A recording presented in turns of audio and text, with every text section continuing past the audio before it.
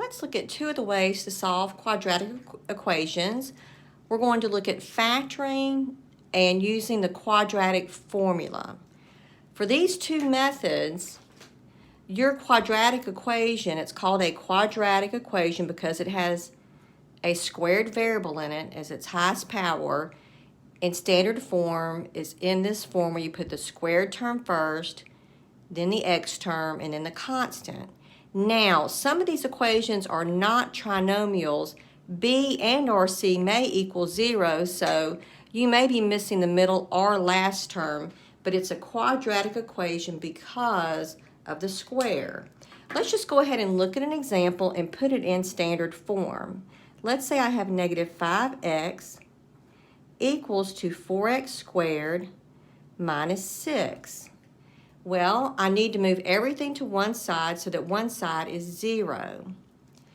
Now, what I'll do, let's just leave these two here, and let's move this middle term over to here, and it will go in the middle. So 4x squared, if I move this over, I will be adding 5x, so it will become positive 5x minus 6, and this side will be 0.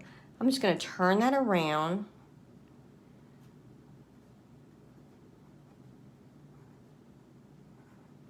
So this quadratic equation is in standard form. If you move a term over, you can move those over to here, or this over to here. I thought that was less work. It simply changes the sign.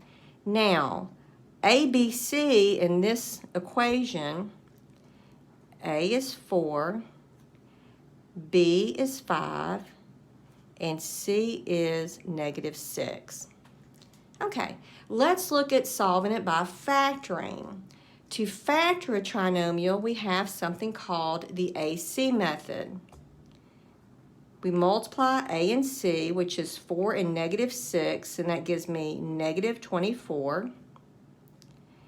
And we come up with two numbers that multiply to negative 24 and add to 5. That would be positive 8 and negative 3. That multiplies to negative 24 and adds to 5. Then we rewrite the equation. We split up the 5x into 8x and negative 3x. These two terms take the place of that one. Minus 6 equals 0. And then we can solve this by factoring. To factor this, we'll factor by grouping. So we group them into pairs. This pair has a 4x in common. This pair will pull out a negative 3. So we have 4x out here. That leaves me x plus 2. Then I have a negative 3 out here. And if I divide by negative 3, that leaves me a positive x and a positive 2. These should match. We'll write down our black factor once, because it's a common factor, it occurs twice.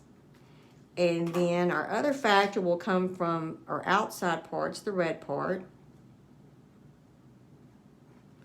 And we know that if we multiply two factors and get 0, one of these or both have to be 0. So what we do is we break it up and set it to each one to 0 and solve these two simpler equations. We're going to end up with two solutions.